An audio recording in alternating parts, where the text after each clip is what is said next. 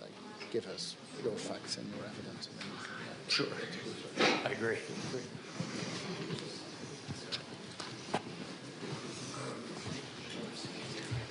Okay, ready to go, I think. So welcome everybody to this session on peace through strength, otherwise known as security in Europe. We have a truly brilliant panel to discuss this issue, relatively limited time, so I'll get on with it. Going round the arch, we have General Cavoli, Supreme Allied Commander of Europe, Alexander Stubb, Prime Minister of Belgium. Sorry, it says on my thing, Anders Duda. You're definitely not Anders Duda. Ulf Kristersson, the Prime Minister of Sweden, President Alexander Stubb of Finland, and Sviatlana Tsikhanouskaya, the leader of the democratic opposition in Belarus. So let's get straight to it. General Cavoli, I was very struck. You made a remark back in July that you believe that President Putin's ambitions do not stop at Ukraine. So on what basis do you say that? And what do you think his ambitions are? Sure. Well, three bases. First of all, the things he and his government say. They routinely make broad and specific threats against other nations, to include allies in NATO. They very specifically talk about their dissatisfaction with the current world order and their desire to replace what we see, I believe, to be absolutely vital security architecture such as NATO. He seeks to replace them with something else, something that provides a different set of opportunities for them. So the things they say, to include very threatening things and physically threatening things, I think need to be taken at least at face value. Then there are the intentions of the government, the plans that they lay out, their plans to increase their military by 1/3 in size after the Ukraine conflict, their plans to establish greater military structures on the border of NATO, specifically in northeastern Europe, up against Finland and against the Baltic states. And then finally, there's his demonstrated actions, right? This is not a country that is mildly sitting by and only occupied in Ukraine. This is a country that has been staging sabotage campaigns and other hybrid activities, destabilizing activities, a campaign of destabilization throughout Europe. And so I think in words, intentions, and actions, it's pretty plain that this is not limited in Russia's thinking to the conflict in Ukraine. But what about those who say, well, they may say all these things and they may be doing these destabilizing things, but Russia's lost hundreds of thousands of people killed and wounded. They haven't got that far, even in eastern Ukraine. So we needn't be that worried in Europe because their performance hasn't been that impressive. Well, that's not a very good way to think about it, I would say. First of all, President Zelensky this morning, or this afternoon, made a couple of very good points, right? The Russian ground force that went into Ukraine in 2022 numbered a little over 200,000 soldiers. It's over 600,000 now. So while the Russians have certainly lost enormous numbers of soldiers killed and wounded, they've replaced them. And so the Russian military remains large and continues to grow. So I think you have to look at what is and not what was and what happened. You have to look at what is and what is going forward. That's very important. Okay, so President Stubb, firstly, do you share that analysis that the threat extends beyond Ukraine, but to your country? You border Russia. And what are you doing to prepare for it? Well, I mean, our base case is that we don't have a direct or imminent military threat from Russia, but we work constantly on the basis of three scenarios. One is, well, what Mark Leonard has called the age of unpeace. So basically, the instruments that were supposed to bring us together are now being used against us. You know, information, technology, energy, trade, interdependence, and the rest of it.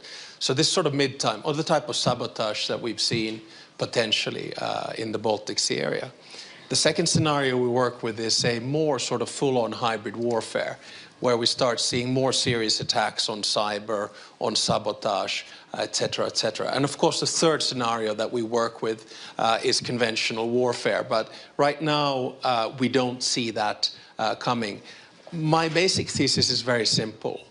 The more you prepare, the less likely you will end up in a conventional warfare situation. Of course, our military preparedness has been there even during the post-Cold War period, let alone right now. Right. And in Sweden, I mean, I think Sweden's often been held up to me as a country that does take the Russian threat very seriously. You obviously joined NATO. Is that enough? What else are you doing, both in terms of physical preparedness, but also psychological preparedness for what may be to come? Yeah. Well, necessary but not sufficient, I would say. I mean, the step to NATO was obviously a big one for Sweden and for NATO. I think was it President Biden saying that Putin wanted a Finlandization of Ukraine, but he got a NATOification of Sweden and Finland. It's a pretty good way of putting it, actually. So that is absolutely needed, but not sufficient. So I mean, after decades of less investments in military defense, but also in other parts of the defense structure, we are increasing rapidly. I would say that the traditional potential for just threatening Swedes through rhetorics, that is pretty limited. Some countries, they get afraid. They have perhaps a Russian-speaking minority. In Sweden, people are mainly, they get mad, basically. But other ways of doing it, disinformation, sabotage attacks, a lot of cyber attacks, stuff like that, we are pretty vulnerable to that. So I think we have a long journey still to walk.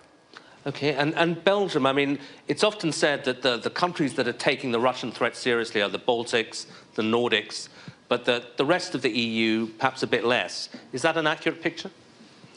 Might have been the case in the past. I think the minds have shifted quite a bit, also in Belgium. And I think, Alexander, you talked about what is happening in the Baltic Sea and the acts of sabotage that we've seen there. I mean, in the North Sea, we've seen Russian ships who are doing scientific research for years now. They must know all our fish and our crabs in detail. But that's not what it is about. It's about the underwater infrastructure as well. And we are a major hub, major logistics hub for NATO. So the minds have shifted quite a bit as well. The willingness to invest in security in the broad sense, which means military expenditure, but also securing our industry and having an industry that can feed into that into this military expenses, that is there. And I think the goal is quite clear. You talked about Mr. Putin's ambition. We need to take that ambition away. And there's two elements of taking that ambition away. One is military preparedness, and I think all of us are gearing up our military spending. But the second is also undermining his economic capacity. The sanctions are having an impact on the Russian economy. It is extremely painful for them. On the short term, they're just rallying everything to keep their economy going. But the medium to longer term impact is drastic for their economy. We need to keep that up, and military spending, and keep the sanctions, responsibilizing countries in implementing the sanctions. If you do that on those two dimensions, at some point, that ambition which you talked about is going to evaporate. But it will take time. Since you mentioned economic pressure, just a quick one. A lot of Russian money is sitting in Belgium, in Euroclear, and people say those assets should be unfrozen and given to the Ukrainians. What do you think? Well, those assets are frozen under international sanctions. We are a service operator in doing that. The G7 countries agreed to leverage those frozen assets to create a fund of 50 billion. That fund of 50 billion is in action today. I mean, the first tranches of that are being used. That's a very direct way of, on one hand, respecting international law, but also using the proceeds to directly help Ukraine. 50 billion is not nothing. I think there's an important element there. Russia is not respecting any international law. That does not mean that we have to go to that level. Okay. I think it's important that we respect international law. If you don't, I think you lose your reason of speaking. Okay. Now, Belarus, a lot of people say, well, it's a sad situation. but it's a lost cause. It's not relevant to this wider struggle anymore. Why are they wrong? I think some people don't see situation in Belarus and in Ukraine as one case, but it is. Because Russia doesn't see no Ukraine, no our country, Belarus, as nations who can choose their future by themselves. But if in Ukraine they suppress nation with tanks, with missiles, in Belarus we see the signs of creeping occupation. They found a ally in Belarus, Lukashenko, who is illegitimate dictator in our country, and through him they deploy nuclear weapon, they use our facilities, our infrastructure, our land, to threaten our neighbors. Provocations on the borders, migration crisis, and sometimes world leaders underestimate the meaning of free and democratic Belarus in security issues. We think that we should save Ukraine, and of course we should give Ukrainians everything they need to win this war, but sometimes we forget that Belarus has also strategic importance. Only free and democratic Belarus can be a reliable partner and neighbor for the country, so that's why we explaining how it's important to weaken Lukashenko's regime and strengthen democratic forces of Belarus. Because for 4 years already, people sacrificing their freedom, lives, to dismantle this Lukashenko's regime and become, just good neighbors, for European world.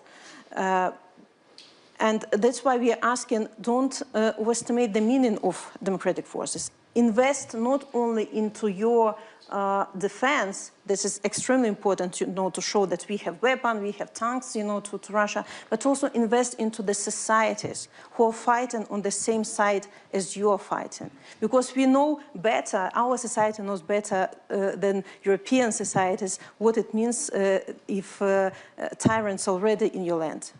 How to defend, your national identity, your free media, from how to counter propaganda, because Russia is already in your countries. Through propagandistic messages, they're already poisoning the minds of your people just with narratives. Why do you have to sacrifice your comfortable life helping Ukraine or helping Belarus? So there's an active debate about what we should do for Ukraine, and I think most people in this room will understand the contours of that debate.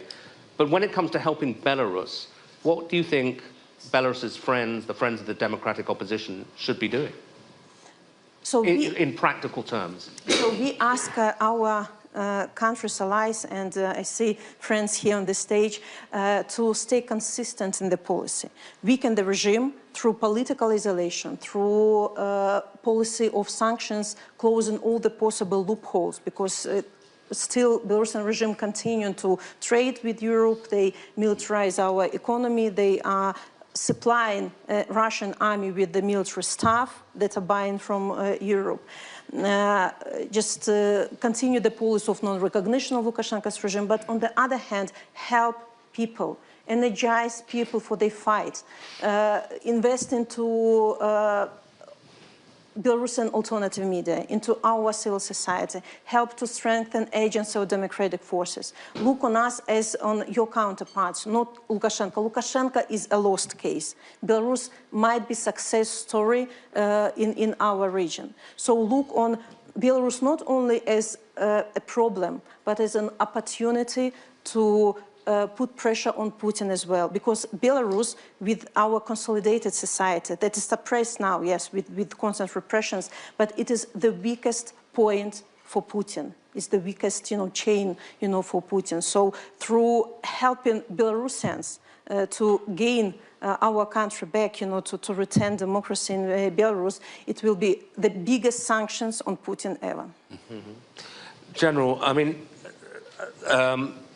we talked about the threat possibly extending beyond Ukraine, definitely.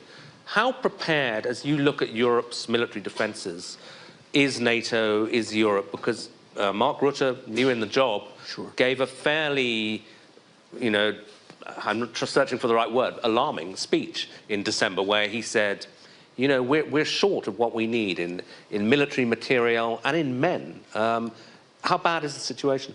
Well, first of all, I think it's much better than it's been in many years. The situation is there have been a variety of changes inside the military structures of NATO that have been authorized by the heads of state and government, and they make a very big difference. For example, we have the family of plans now. We have the first detailed defensive plans for the alliance to conduct collective defense that we've had in decades, 3 decades, almost 4. So that makes a huge difference, and that gives us the requirements that we have to lay out. The second thing I would say is there's a level of political focus on the challenge and the threat. There's a level of political focus on meeting the challenge and the threat. These 3 gentlemen accepted. It is not a given 5 years ago that you would have heard this from 3 heads of government or state in NATO. There just was not that sense of urgency. You hear it here today, and there's a good reason for it. So we have all the right things in place. When we also attempt to help Ukraine with material assistance, we run into some limits on our production, on our ability to produce new and modernized material. And that's what the SecGen was talking about in that speech especially. And I think it's an important thing that we've got to get after. I very much salute those nations that maintain vibrant defense industries. We're relying on them at this point, but that is something that we're working on as an alliance. And the EU is working on it very hard as well. And in terms of just sheer numbers of troops, you know, the British Army is at the smallest size it's been since, you know, the late 18th century. Yep. Do we need to do something about that? It depends on the military that we're talking about. So for the general plans that we have adequate numbers of organizations. Whether they're completely full or not really depends on the exact country we're talking about. It's hard to make a blanket statement. Some nations have extremely robust recruiting programs. Some nations have some work to do on the recruiting program. Some nations maintain conscription or have returned to conscription. 2 of those nations are on the stage right now. Right, okay. So, yeah, I mean, can I just, on the troop issue and about the place where NATO is, I mean, General Cavoli mentioned 5 years ago there wasn't a sense of urgency. I think 5 years ago, if someone had asked Ulf and myself, will Finland and Sweden ever join NATO, the answer would have been no. But with us coming in, and on the Finnish part, you get a country which has obligatory military service. We have 900,000 men and women in the reserves. We have 280,000 that we can mobilize at wartime. We have 62 F-18s. We just bought 64 F-35s. We have the biggest artillery in Europe together with Poland. And we have long-range missiles in land, air, and sea.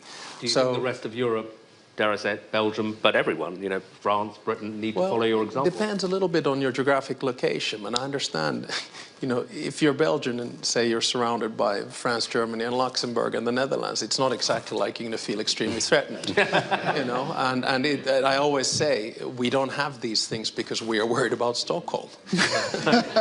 So you know, the bottom line is very much that geographic location defines geopolitics and then the military strategy that you take. I'm just extremely thankful that the leaders of the time when the Cold War ended didn't run down our military. But now we are also ramping it up. And I do think, and I sense urgency here.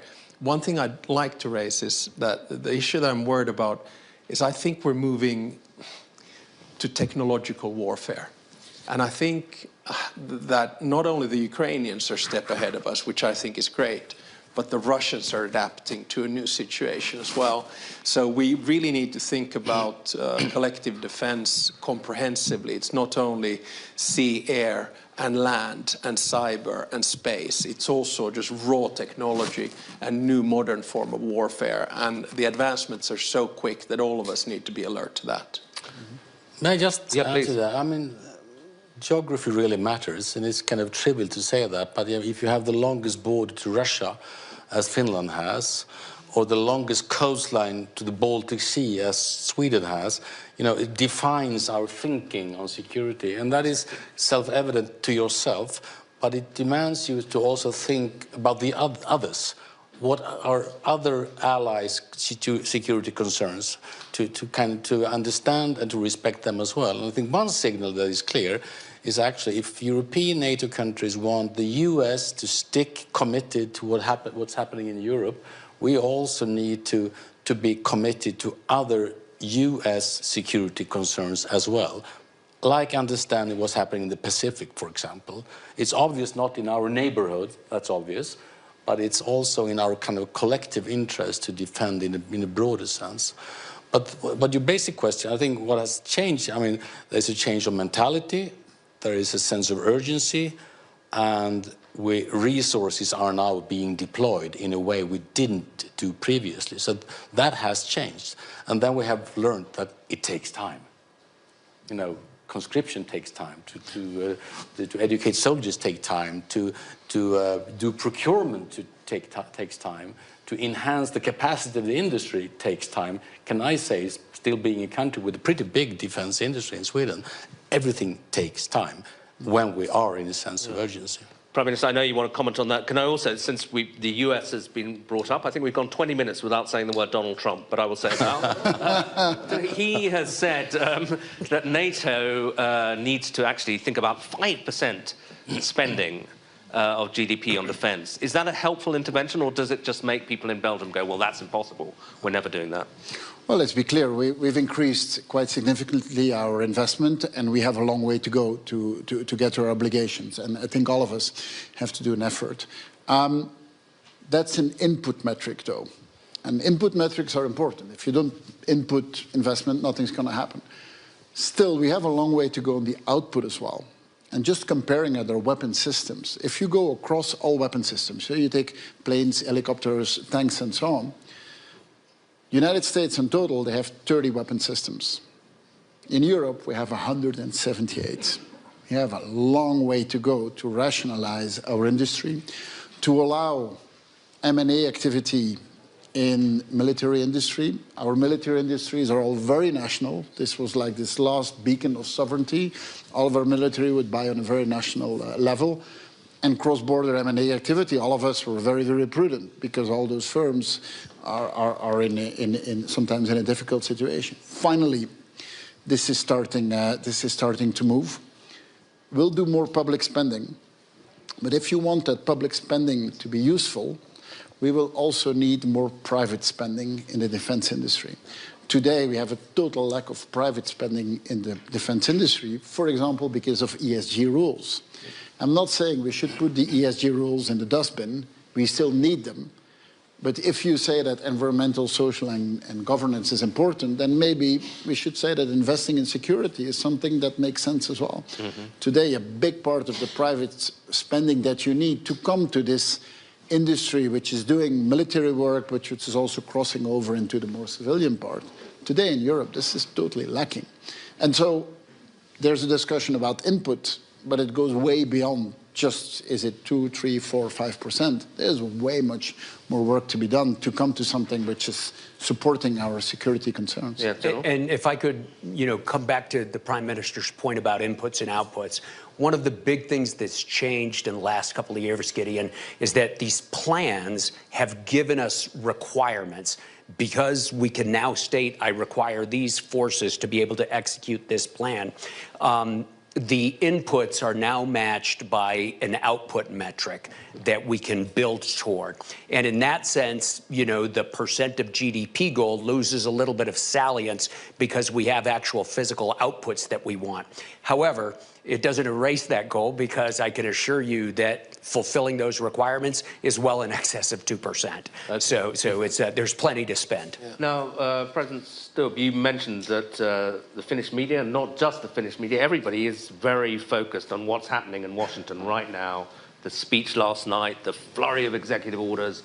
Just taking one step a little back, I mean, the question of America's commitment to NATO under Trump is clearly in question. What's your reading of the situation? Well, my reading on NATO and actually Ukraine is that the commitment is still very strong. And on NATO, I mean, my observation is that Trump was right already in 2016 when he demanded allies to increase their defense expenditure. I guess the stat that a lot of people use now is that in 2014 there were only 3 allies at the 2% mark. And now in Washington, D.C. last summer, we were 23. And we are all hiking up our defense expenditure. And I think one of the big issues in the next few months, promoted by President Trump, is that, okay, what's the level that we're going to have? What are we going to set in the NATO summit in The Hague in the summer. And I think General Cavoli talked about NATO requirements. If we were to fulfill those NATO requirements, we would already be talking something north of 3%.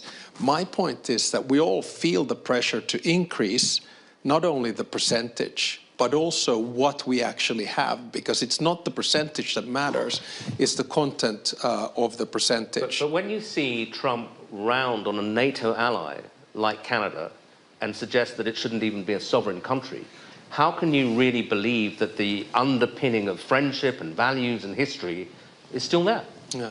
I think here's where we come to the big picture. I mean, we've had multiple conversations over the years. I think that the world order is changing. And, you know, we can find a date for that. But for me personally, it was 24th of February when Russia went for its full-blown attack on Ukraine. And we are in a situation whereby the core institutions, norms and rules of the liberal international order are under threat, or at least under challenge. And now, of course, that Trump comes in, I think it's going to be pretty much a battle of multilateral cooperation versus multipolar transactionalism. And what we have to look at in Europe is that, okay, how can we still ground American foreign policy in the interests of Europe, and how can we still work on key substantive issues with the US also in international organizations. And I think NATO for us, it's a very selfish approach. NATO for us is the most important one, because we obviously see that US engagement in the UN is a little bit on the limited side. Okay, any thoughts from Belgium or Sweden on how we keep America on side, essentially? Isn't it, I mean, to some extent, politics is always, to some extent, transactional. You need to do things for your own country that is basically good for your country, for your citizens. You know, you have voters in your country, not in other countries. So it's more like kind of the time, you know, it's a matter of time. I think our experience is by sticking together between the Nordic countries, when times are good and when times are worse, in the long run, you gain something very important. You have friends to rely on, basically. So I think that kind of culture is not old-fashioned. I would say it's still valid. It works very well. But of course, you need to prove that you actually do things that is in the long run successful to your own country. So in that sense, and I think speediness is bigger today. There are expectations of reaching results pretty fast.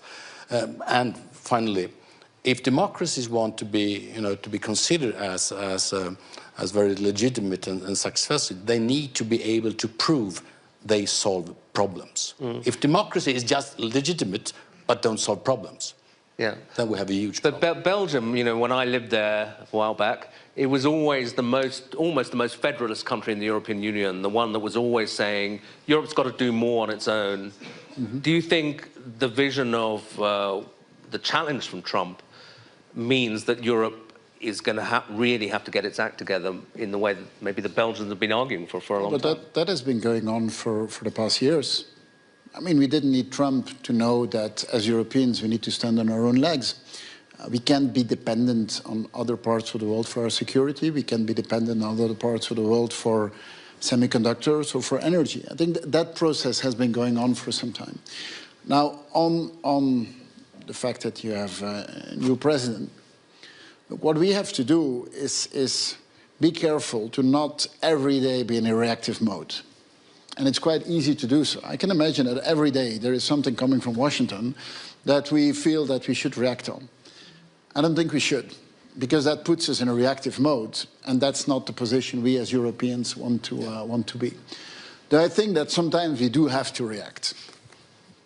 For example, I mean, if Turkey, which is also a NATO ally, would talk about the Greek islands the way the United States have talked about Greenland, I think we would all be furious. So I think that on certain occasions we have to be clear and say, look, this is unacceptable, and this is a red line.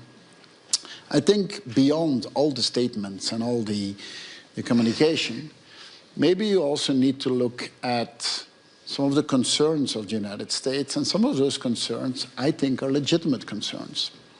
The United States have had a trade deficit for years now with Europe. That is an issue. I think we should address it. And I think we should find moments where you find things that make economic sense and that also make geopolitical sense. We want to detach from Russian gas. We should do it faster than what we're doing today. Well, maybe one of the options is just buy more LNG in the United States. It would help on the trade deficit from a geopolitical point of view. It makes sense. I could imagine that in semiconductors, we can match geopolitics and economics, and you can do that in defense spending as well. That, I think, is the real work. It's not reacting on the tweets and the statements and so on, but some of the concerns of the United States, I think we need to acknowledge that they are legitimate concerns, just as we Europeans also, I think, have legitimate concerns which we should communicate. Interesting. Okay, well, there are loads more issues. I'd love to come up with talk a bit more about the sabotage, which General Cavoli mentioned, but I would also like to give the audience a chance to ask some questions. So, anybody want to stick their hand up? Yeah, just in front of me there. If you could say who you are, that's always helpful. And Thank you very much. I'm a journalist from Chinese media, Caixin, and I'm wondering that it seems that the Donald Trump administration has already shown some inclination to invite China into the potential negotiation process for Ukraine. So what will be yours, the European leaders, your candidate suggestion towards Chinese side when regarding the China's role in the following up process, especially when it comes to Europe want to contribute to a fair, just, and reliable Who wants to take that one? I won't ask all five of you to comment all around. Okay. Well, I think there are three key principles when we're dealing with any kind of a settlement on Ukraine. The first one is independence, the second one is sovereignty, and the third one is territorial integrity. In my mind, Ukraine must retain and maintain its independence. In my mind, Ukraine must retain its sovereignty. In other words, it has to have the right to choose whether it wants to join NATO and or the European Union. And of course, the territorial integrity is a key element of international law. I don't think there should be peace in Ukraine without Ukraine. I don't think there should be peace in Ukraine without Europe. There might be a transaction at the end of the day. And can China play a role, though? I mean, do you trust the Chinese? Because some people think they're so close to Russia. In October, I had the privilege of spending 3.5 hours with President Xi Jinping in Beijing on a state visit. And of course, our agenda was mainly focused on Ukraine and Russia. And my plea to him was, because he's in such a strong position with Russia right now, that if he wants to be a peacemaker, he can influence Putin. But that, of course, does not mean that the final peace settlement will be a Chinese or a Russian peace settlement. We'll see what President Trump and General Kellogg come up with. I think 24 hours has become 3 to 6 months. I think that's the window of opportunity where we see things happening. I also have the privilege of having a one-on-one with President Zelensky tonight, so I'm sure I'll be wiser after that.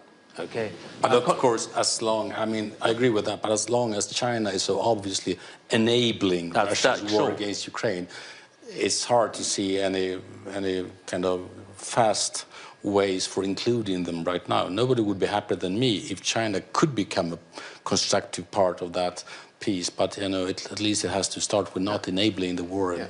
Yeah. Impact on Russia is the key. Right. Okay. There's a bunch of people behind me. Does anybody want to ask a question in this section of the room? No, I think we're okay here. Yeah, over there. Hi, I'm from the Philippines. I just wanted to ask, less from the perspective of China towards Ukraine and Russia, but do you think there are any parallels from your discussion tonight with regards to what's happening in Asia Pacific and also all over the planet? And just wondering if you think that there's any, I guess, universal lessons or values or anything that could be drawn that we should be General, do you want to take that one? Yeah, sure. I think the universal lessons, you know, go to what President Stubb talked about a minute ago. Independence, territorial integrity, sovereignty, the interconnection of all those things. Those are just fundamental to international relations and responsible behavior among states. So if we start from that, there are plenty of lessons to be learned from this conflict, and there are plenty of echoes that we see in other parts of the world. You know, some of them are very obvious, some of them are a little bit more subtle. I think what is very much a transportable lesson from this conflict is the importance of military strength, to go to the name of your panel, Gideon, the importance of military strength to maintaining peace and to reestablishing peace when peace fails. I think that's fundamental. I think you hear that in the words of everybody around this roundtable this evening, and I think it's a realization that we've come back to as a collection of democracies recently as a result of this war. Okay. Now, an issue that's come up a little bit is this sabotage campaign in the Baltic Sea. I'd be interested, you know, we've got several people who have an interest in that. Actually, General, sorry, again, what's happening as far as you know? Sure. The Russians and before them the Soviet state have a long history of using what they called active measures to destabilize potential adversaries. And I believe that's what we see going on. This is a destabilization campaign. It's intended to intimidate the nations that are the subjects of it. It is intended to affect our decision-making, and it's necessary to protect ourselves against it and stand up to it, which is exactly what individual nations are doing. Here I very much salute Sweden and Finland for their actions over the last year in this regard, and it's necessary for us to stand up collectively as well. NATO has done exactly that. As you know, we've stood up a special operation in the Baltic Sea in the last couple of days. We did it on just a couple of days' notice in order to protect allies from this sort of behavior and to work with sovereign nations, members of the alliance, as they apply their own legal authorities to the problems that are. So what specifically is that force in the Baltic Sea doing? Well, it's making sure we know everything that's going on the sea and in the sea and above the sea in the Baltic, and then directing the relevant information to the competent authorities. As you know, in these questions, it's a very complicated jurisdiction. Some of it's commercial property, some of it's state property, some of it's taking place inside national boundaries, some of it's taking place in international boundaries. So the key thing we can do is pass the relevant information to the correct authority, or if we are required to take action ourselves. President Stubb, I mean, our undersea cables, is that basically what we're talking about, and the threat that communications cables are going to be cut? Yeah, I mean, we have a very vast critical infrastructure in the Baltic Sea. Some of it's data cables, other energy cables, can be gas or electricity. And, you know, Ulf and I experienced in the past year 3 incidents. In the first particular case, about a year plus ago, it was a Chinese ship that dragged its anchor and tore a couple of cables. Then about a month and a half ago, there was one in close to Swedish territorial waters. And we were able to board that ship, but not take it on board. And then the final case happened on the 25th of December, very close to Finnish territorial waters.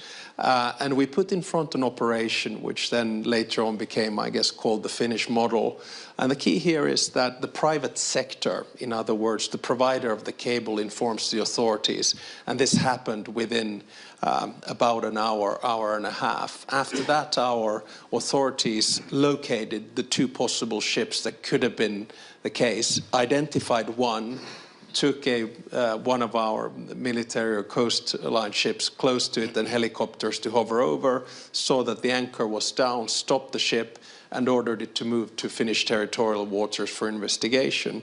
And everything worked out really well. It was pretty much a 24, 48-hour operation.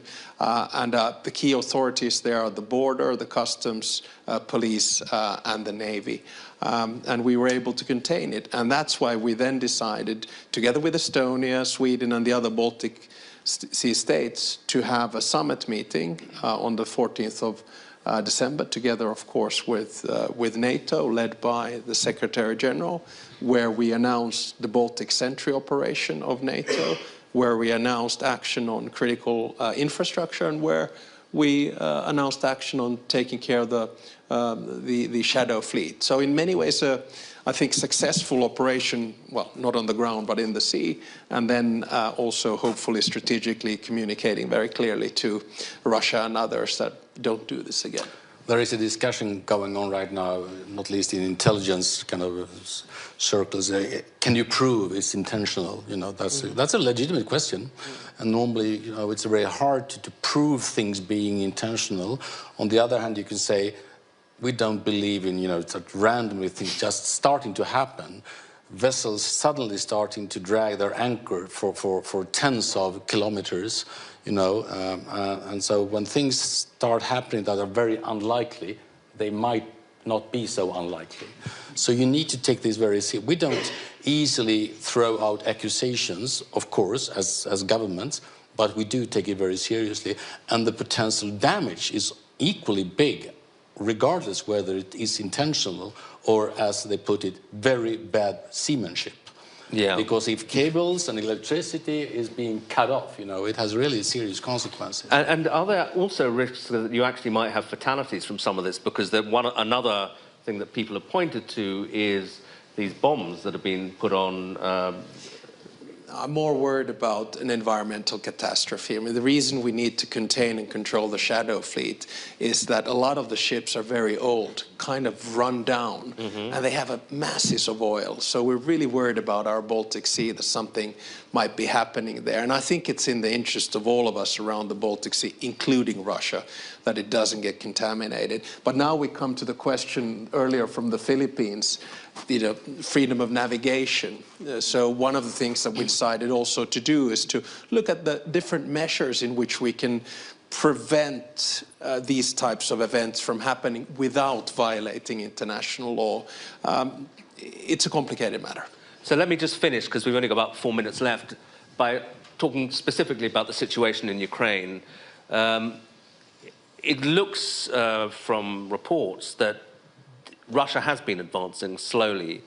How do you see the war evolving over the next year, General? I mean, are you worried that Ukraine could lose quite rapidly? No, I'm not worried that Ukraine could suddenly lose. I don't see the potential for a massive breakdown or massive breakthrough. And that's not a political, that's a military judgment. And it's got to do with both sides, the effective defenses that the Ukrainians have been putting in, but also the difficulty that the Russian side has in generating significant offensive forces to be able to exploit a potential breakthrough. So I think we'll see a lot more of the same sort of incremental advances we've seen. They are exhausting for Russia. I mean, there's a reason Russia brought thousands and thousands of soldiers from North Korea in to help fight. It's because Russia also is having manpower problems. So I think we'll continue to see this tension between a desire to advance and the shortage of manpower on the Russian side. I think that will define much of the conflict, and it will push the Russians to use a lot more standoff weapons, as you've seen them increasingly do over the past years. Destructive weapons, but rarely decisive weapons in terms of overturning government or imposing a complete defeat. But if this is the last big package of USA, the last one was passed, if no more comes through, does that change the situation? Well, first of all, I think, you know, that's a hypothetical that we've got to be careful with. But secondly, I would call attention to the very significant uplift in European aid that's been sent, especially in terms of munitions. There has been a significant increase in the output of artillery shells and rockets from our European allies who have been contributing in huge numbers to Ukraine. And I expect to see that continue, and I expect to see it increase as well. Okay, so from the European leaders here, if America pulls back even a little bit, is Europe capable of filling the gap and keeping Ukraine in the fight? Maybe let's take a step back. What would be the advantage for Mr. Trump to pull back? Exactly. Would it be to say, you know, Mr. Putin, you were right and you won? I find that a very hard argument for him. So, and you say that there's a military judgment. The military judgment is linked to a political judgment. That is a core political judgment. There's none of the European countries that want to say, you know, Mr. Putin, go ahead, you did this with Ukraine. Now you wait 2-3 years to replenish yourself, and then you have a go at another European country. There's no European country that would agree to it, and I have a hard time to believe that that would be a strategic objective of the United States. But there are two short answers. One is, yes, we can do more. We can do more as Europeans, and our strongest argument to the US to make them stay committed is for the Europeans to be role models. That's the only way for us to really be trustworthy when we ask the Americans also, American taxpayers, please stay committed to what's happening in Ukraine. President? Fully agree. Look at it from Putin's perspective. This was supposed to be over in 3 days. We're into it for 3 years. He was supposed to make Ukraine Russian, it's European. He was supposed to keep NATO at bay, stronger than ever. He was not supposed to get NATO on his border, just doubled the border of NATO through Finland and later on with Sweden. So we'll just have to keep at it. And from Belarus, are you confident that in the end Putin is going to lose, or do you think he could win? You know, you are talking so much about weapon, physical weapon, but I have to say that a weapon is senseless without brave people. So let's think first of all about investment to people. You know, you know, because I'm here just in a little bit different position because I'm a nation that needs support and your countries who are providing support. And I believe how it's important not to lose trust into your allies, not to get this feeling of being betrayed at the moment, you know, because when you have this, you know, sense that you are abandoned, you are forgotten, that countries don't pay attention, you know, to you or not keep you in focus, it's really demoralize people, and they lose trust into democracy, and it's very important. They lose trust in neighbors, and it's not only about Belarus or Ukraine; it's about members of European Union as well, because now I live in Lithuania. It's a wonderful country, very brave, principled, but when I'm talking to Lithuanians, they're also not sure, just in the case Russia will come to Lithuania, that NATO alliance will come and protect them. So because they see that, you know, assistance to Ukraine, you know, is decreasing, so not so much attention, so they really want to, I want you to keep trust in each other. This is important. You might have, you know, dozens of tanks and helicopters and so on and so forth, but if people don't believe in your capability, you know, to support each other and come and rescue your ally, so everything is senseless. So contribute, you know, invest into people. Thank you. That's a very good note to end on. So thank you to the entire panel and to the audience. And that's it for now. Thank you.